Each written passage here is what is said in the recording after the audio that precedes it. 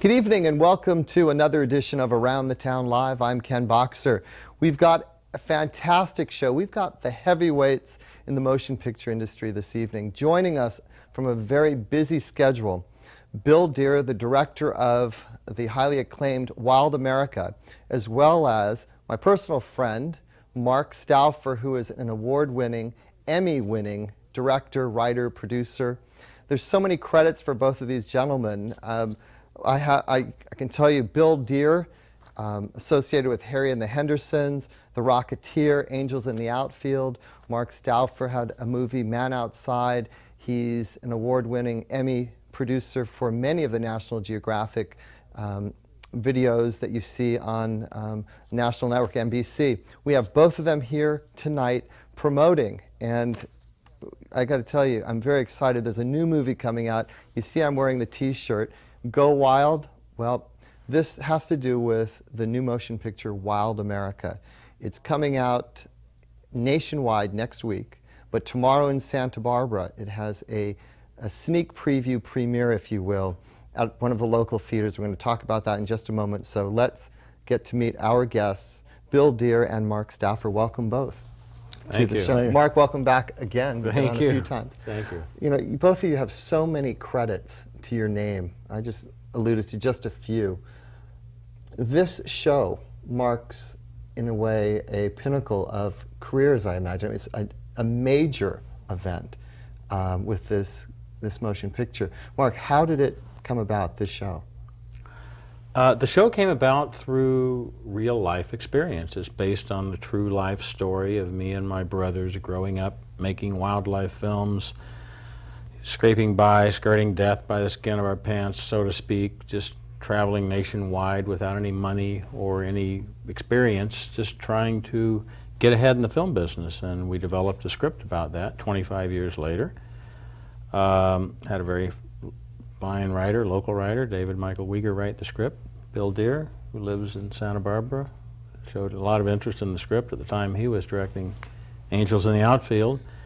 And together with Steve Tisch, of the Steve Tisch Company, we formed a motion picture that Warner Brothers wound up distributing and Morgan Creek wound up producing. How did you two connect on this project? Bill? We met because Irby Smith, the person who produced Angels, who's also the producer with Mark on this project, showed me the script. It was a wonderful script, and we met with Mark and talked about, boy, I hope we could maybe do this someday, because although their story is a major adventure, it took me back to days when, like them, I had a camera with a friend in a backyard and we were blowing up model airplanes and wanted to be movie makers. And here's three guys that had the same kind of drive. So this was a movie I sort of had to do. It's a nice opportunity to be able to do something that you are inside. How close did Bill come to the interpretation from a producer standpoint, from the person who lived it early on? When you've seen the show, you've seen the movie, that is. Yeah, I'm still amazed with how close the movie parallels earlier drafts of the script, how close both of those things parallel real life events, and how close Bill nailed the script to what was written. The script itself had magic in it. It's hard to describe, and you have to wade yourself through a lot of poor scripts to know what I'm saying. But by page 30, you'd laughed, you'd cried, you'd known the script was magic. And it had that. Bill translated it to film very well. It still has it on the screen. There's always a great fear of losing that when you make a movie. So I'm amazed that we captured the magic that was in the script, put it in the film. I'm also amazed that it's really so close to real life, and the movie is so close to the script. So it all seemed to work. It always doesn't work that way, but this time it did. What about a feel from you, Bill? When you said when you read the script, you knew it was a good script. Mark once said to me privately that every line has to be as important as the line before, if not getting better every time. Every line has to mean something. Every line has an important part in the film. Did you find that to be true in this film? Yeah, I did. The script was very good. That's the thing that struck you. You went, beyond the subject matter or whatever it was about, you went, this is a good script. So it separated it from, it really took it to the top of the pile of what you get for scripts, because there's a lot of formula scripts out there. This was real, it was honest, and it was really exciting, and it was dangerous. The stuff these guys did as kids. In a movie you think, well, they probably heightened all the action sequences, to make them more entertaining. In many instances, we had to cut back on what they really did, because if kids saw what they really did and then the kids did it at home, Well, How about a comparison, though? You've worked with The Rocketeer, you've worked with Harry and the Hendersons, several television shows. How does this compare in terms of just in your personal approach professionally? How is this in comparison? it's, you know, it's my most recent film, so I hope it's my best. The experience was fun, which makes the movie making a little easier. The brothers that portray Mark, you know, the boys that portray the brothers, Devon Sawa plays Mark as a young boy, and Devon Sawa is wacky and wild, and I mean, it's away from knowing Mark these last 2.5 years. It's how I picture Mark probably was as a kid. I mean, and then to meet his brothers and to see the way his brothers were played. And Mark, I mean, is it true? Oh, these guys were amazing. They were, I don't know, osmosis, or maybe we subliminally picked the exact prototype of the script as it was written, but they really acted the way that the three of us interacted interdynamically, brother-wise, when we were young. Jonathan Taylor Thomas, who's the, as they call him, the hottest teen on the planet right now, plays my younger brother Marshall. Really wonderful character, very cerebral, very thought-provoking, Buddha-like. Devon's a wild card. Marty, the older brother, played by Scott Bairstow, is driven and type A personality, and nothing can get in his way. Very close to real life. Well, you brought with you some clips, and we're fortunate enough to have them on the show tonight. We're going to see a trailer at first, montage, if you will. It's a promotion to give people a taste and a feel for the film. It also is opening, you know, as far as a promotional campaign nationwide. And Next week. Yeah, well, the trailer's starting to run right now nationally, and then the film will be released July 2nd nationwide. Well, let's see it. Let's see watch. it. My brothers always said, if it wasn't crazy, it wasn't worth doing. Let's do a blood brother sort of thing. We are blood brothers. Marty wanted to shoot wild animals, with a camera, that is. We gotta get the shots everybody else is afraid to get, the dangerous ones. Mark was on the lookout for a different kind of action. Gosh, they've really grown up. Me, I'd do anything just to go along for the ride.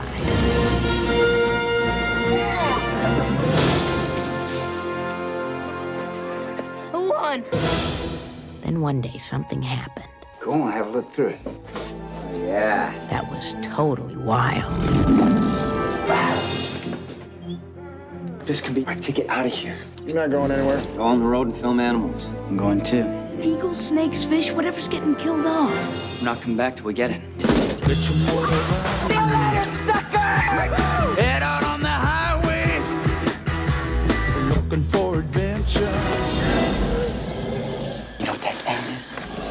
Hundreds of sleeping bears ready to wake up and tear our faces off. You be careful. Safety first, Mom. That's our motto. I've got it all on film. What's wrong with you? Our brother almost died. You're Marshall's protector? I must have missed the great transformation. You boys ain't from around here, are you? For the line, go! Every little thunder. I'm having fun. Aren't you? Like the two nature's child. We were born to be wild. Having a blast. I never Jonathan Taylor Thomas, Devon Sawa, and Scott Bairstow. born to be wild. Wild America. You sure this is a nude beach? It is now. Marshall, stay here. Guard the equipment.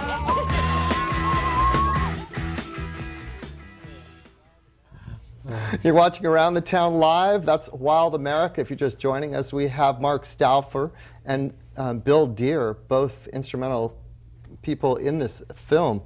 We have Mark as the producer and Bill Deere as the director of Wild America. This week it has its sneak preview at the Metro Theater. No, is it the Paseo Nuevo tomorrow, Thursday night at 7 o'clock. So you should go and see this film. It'll be out nationwide the following week. I want to ask Bill, what, pardon me? You should tell you it's sold out tomorrow night. Oh, is it sold out already? Yeah, so if people go there and they think they can get in, they're going to be disappointed, and then we'll have to have a bear eat them. Go next week then. But I've got to ask you this. You're seeing all the action shots, and you alluded to it earlier. How difficult was this film to make for you? It was hard. you know. I mean, I was lucky because I could give all the hard parts to Mark. Which meant what? What did that mean? Well, Mark directed second unit, so he had lived this action and he got to recreate it, you know. So it was really wonderful, really wonderful. Tell me, Mark, is it difficult to work with Bill? Or is he pretty much on his own, independent? It's kind of like, don't bother me, I'm doing it my own? This movie was difficult for everybody, and there's a very simple reason why. It's a big movie. There's a lot of action, there's a lot of drama, there's a lot of situational, there's a lot of... Every other scene is in a different state, there's desert, there's mountains, there's beach, there's woods. And we had very limited budget by movie standards. We had in the neighborhood of $19 million. It sounds like a whole bunch of money to somebody watching this show, but in reality, making a movie, it's not very much.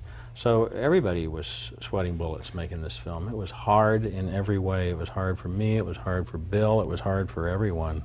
Well, I mentioned at the intro that you're riding the pinnacle here. Not that this is your masterpiece and it's been done, but you've got the Emmy Award now. You've got a major motion picture out there on the market. I mean, big time. I mean, what's that like? It feels good, but I don't believe it for a second. I don't take it for granted, and I will never let it go to my head. I'm going into the 25th year of my career, and it's like the ocean out there. It goes up and down. And did you ever think when you were directing John Denver specials years ago in the 70s that you'd be having a major motion picture? I know you did Man Outside, but honestly it didn't have that theater opening like this is. Actually, it's a very good question, because that's the theme of this film, is as a young person coming up with an idea, coming up with a dream and a goal and a perseverance and a conviction, and actually not letting go of that for anything, just hanging on to it no matter what and seeing it through to the end. And that's what we did making Wild America, and that's what we did as young boys too. We knew what we wanted to do, we had a goal, and we went out and we didn't let go of it until we achieved it. Now the script itself went through many rewrites. I remember talking to you, and many times over David had to do rewrites, and then that's pulling your hat. How much, this is the director, Bill, did you have an opportunity to add things what you had in terms of insight into the script? I mean, how different was it before it was handed to you? Well, like Mark said, it ultimately came out close to, I think, what David intended, what Mark intended. But the process of finding what the script should be it's a difficult one, because David wrote this, you know, very compassionately, and it's, you know, like I said, it rose to the top when he picked it up. It was a well-written script, a rarity.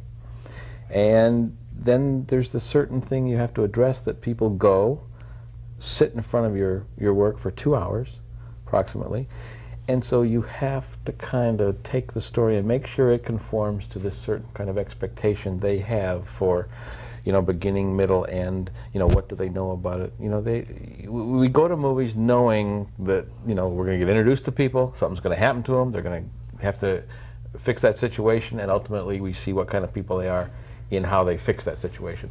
So what it had to do was just kind of, it had to shape itself into that. I think it had to balance entertainment with real hard dramatic story, because the movie was a lot harder before. You know, we filmed a harder movie than what the movie is, but then again, the people bring in the dough, and Warner Brothers, when they want it a certain way, you have to work with that. It's the nature of filmmaking. We all have to work together on it. So I think it's. But in the back of your mind, are you thinking who this audience is targeted for? I think it's targeted for everybody, because we've seen the movie and we've seen everybody, people of all ages, react to it. Because it has boys in it, you know, older people will go, it's a kids movie, you know, and you know, but they're smart to promote it the way they are. But people will perceive it in different ways, you know. The clips help because they help show people what kind of movie it is. But there's a lot of good dramatic action and good dramatic story in this movie about what goes on in and around their home life when they decide to leave and their father doesn't want them to, and at first he doesn't support, you know, what they're doing. I mean, there's a really good story in here. Well, I want to get the idea of, do you both have the same end result? What, the end of this picture, do you feel that the audience is going to pick up something from viewing this movie, and is it different from both of your minds, your intentions? Mark, what would you like the audience to take away with them after seeing it? I've got a couple of young sons and a young daughter, and I know that the pull and things they see watching television and the pulls in their life aren't really that healthy. I mean, they really don't have a whole lot to believe in and to aspire to. And I think it kind of can give somebody the idea, I'm going back to that same thing, to believe in your own dreams and believe in your own convictions. And if you have an idea that you want to do something, not to be intimidated to pursue that. Because I was from Arkansas. My father's in the automotive business. We were, lower middle class family. We didn't have any privilege, and we made it in the film business. And if I can make it out of Fort Smith, Arkansas, as a teenager, most people should be able to make it. And your brother, by the way, you should mention. Yeah, Marty has done extremely well. He's done 120 episodes of Wild America, and we have home videos around the world right now being marketed on the level of 3,000 ads a week on worldwide television. So that just is a machine that we can't really turn off at this point. It's so successful. But what about you, Bill?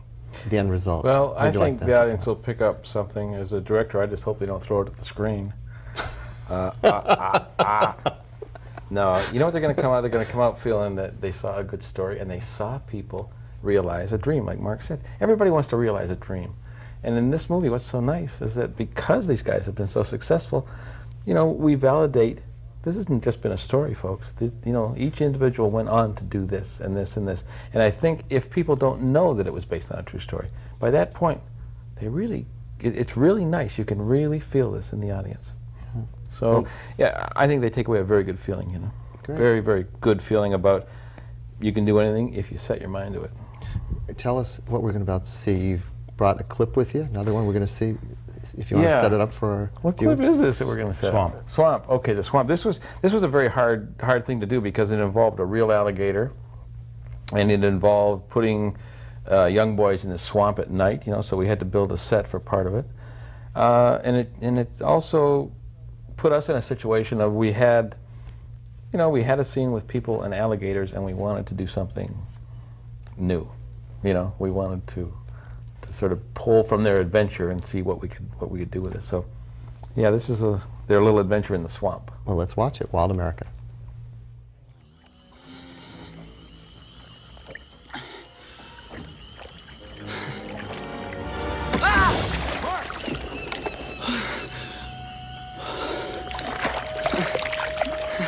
Scared you, didn't I?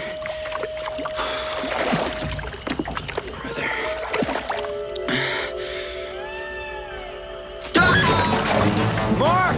Marty?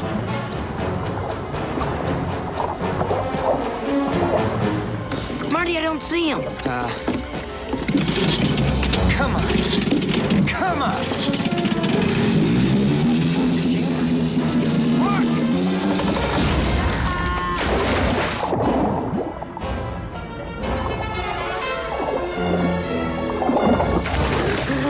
Marshall! Toss me the knife, quick! Quick!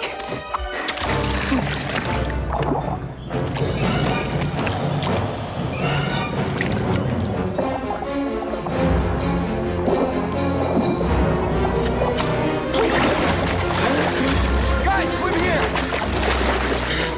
I dropped the flashlight! Where's Marshall?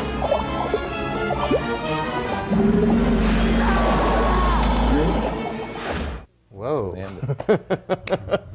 You're watching Around the Town Live. Our guest, Bill Deere, Mark Stouffer. Bill, that was a great scene. with Yeah, the it gets alligator. even better. So, but I think they're probably teasing you, so you have to go see the movie. That's right. But does Jonathan get eaten or not? Mark, from beginning, when this concept for the movie started, how long ago was that? How long has it taken to the opening night for next week? How long has it Good been? question, especially in the feature film business.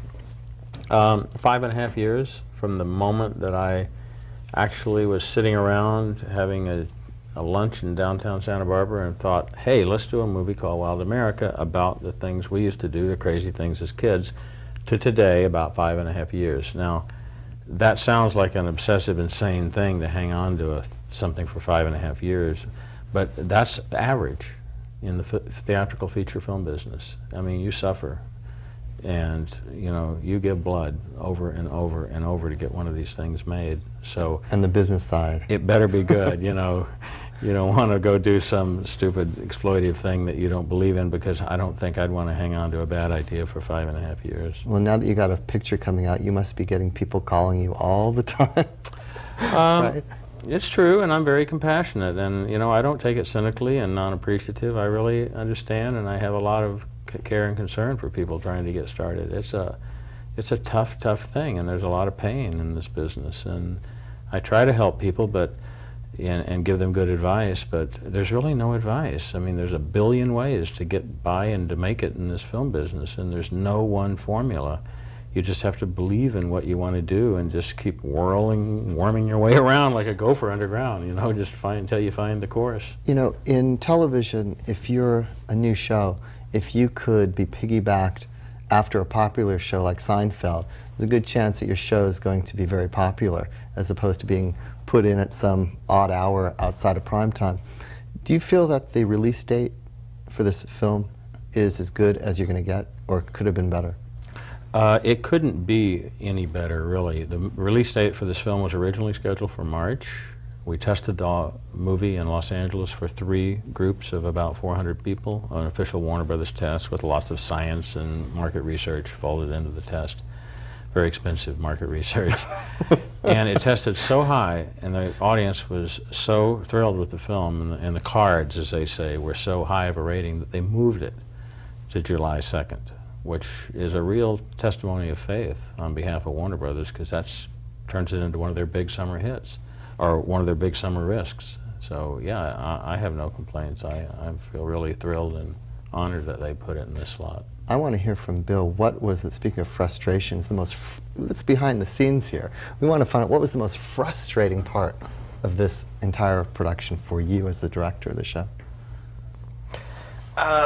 Just the mechanical combination of kids' hours, where kids only can work restricted hours, and some prosthetic animals that, you know, sometimes didn't work up to our standards. You know, there was a lot of things had to coordinate. If we were in a scene doing, you know, a scene in a room with 2 actors, things were moving good. But as soon as we brought in physical special effects and the kids' hours, this movie became very difficult because there was not a lot of room to reshoot. I think we reshot 1 or 2 scenes, and that was one because of light, when the kids walk into the moose meadow, because it was a better light, and we decided let's shoot it again in the morning, it'll be so much prettier. Well, as producer and director, when does the real pressure start? When do you feel the pressures of the powers that be on your shoulders coming down real hard? When does that happen in a film? About the first day that you're about a day behind. You know, when at the end of the day, when you're 2 weeks behind schedule, that's that's it. No, it's as soon as you somehow fall behind schedule. You know, it doesn't matter that the tree fell over and took out the set, and you know, and the moose ran away. It's like, or their airplane flies they're behind by. schedule. You know, so you start feeling it the moment that you're given, as they say, the proverbial green light, you know, to make a movie, which means they're going to put $20 million of their money on the line, and they don't let you forget it for a second. And you shouldn't, because it's an extremely large amount of money, and you should treat it responsibly. So you're just, throughout the entire process, sweating bullets. I'm wondering if are we going to be able to see a clip right now? I think so.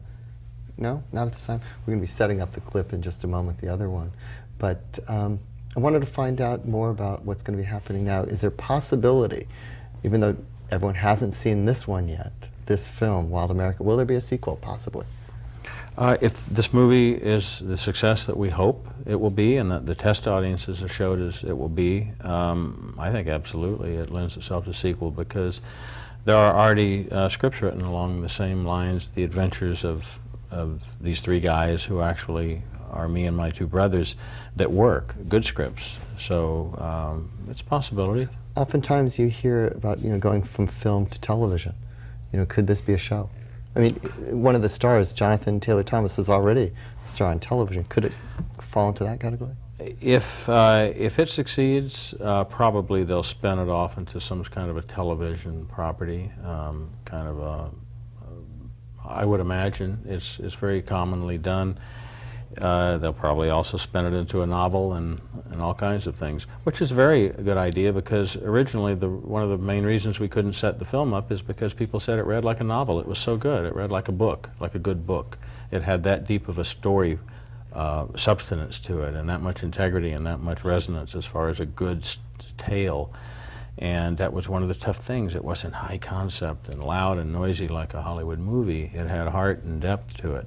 So I think it'd make a good book, and you know, I think elements would make good television. Bill, would there be anything in this movie you could do it all over again if you had that time, if the pressure wasn't on you to, with budgets and costs? Would you have done anything differently that we might have seen in this film? No, maybe no, because you know I look at my work and I want to do everything different. You know, when I see it, so it's a hard question to ask. Sure, there are specifics here and there. I think we wish we had more money for time and more money and time to put into the effect sequences. You know, that's what we needed to do. But we're not a $100 million movie. This is an $18 million movie. Okay, so. Mark. We've got just a few minutes. We got to see the clip. Set it up for us. Sure. Okay, this clip actually happened. It's hard to believe. It's true. We were filming on government property. We didn't know we were on government property in Arizona. We were filming Sonoran pronghorn antelope, and we started getting bombed by the Air Force. We were on a bombing range. So this is a true story, and watch it because we were there. Let's do it. Let's watch. This is great. Wow, Marty, you getting this?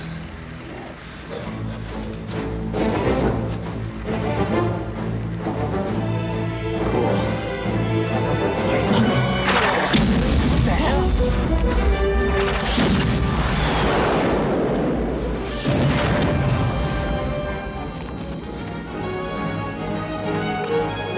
This is great.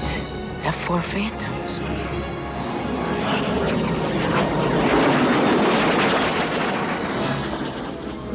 Uh-oh, guys, I think they're coming back. Marty, get behind that boulder.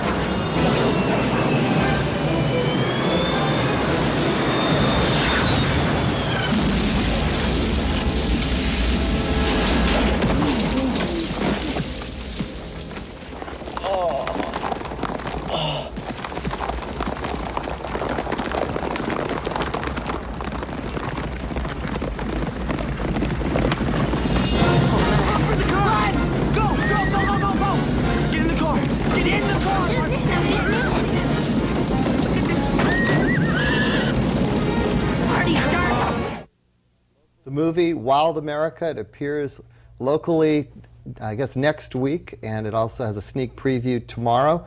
We're very delighted to have as our guests this half hour both Mark Stouffer and Bill Dear. Welcome again. It's good to see you both. Thank you, Ken. Okay, and good luck to you and all other successes. I hope there's many sequels to you for this show. Thank you very much. All right, well, thank you. Well, that's it for another edition of Around the Town Live. So for my guests, Mark Stouffer and Bill Dear, I'm Ken Boxer saying we'll see you around the town, and of course, we hope it's really soon. Good night, everybody. I seen you in the movies. I see you on my TV screen. Oh, billboards, magazines, tabloid papers, yeah. Nowhere you haven't been seen around the town. When I have my chance to meet you, I know exactly what I say. I don't care if you are a big star, you can ride with me.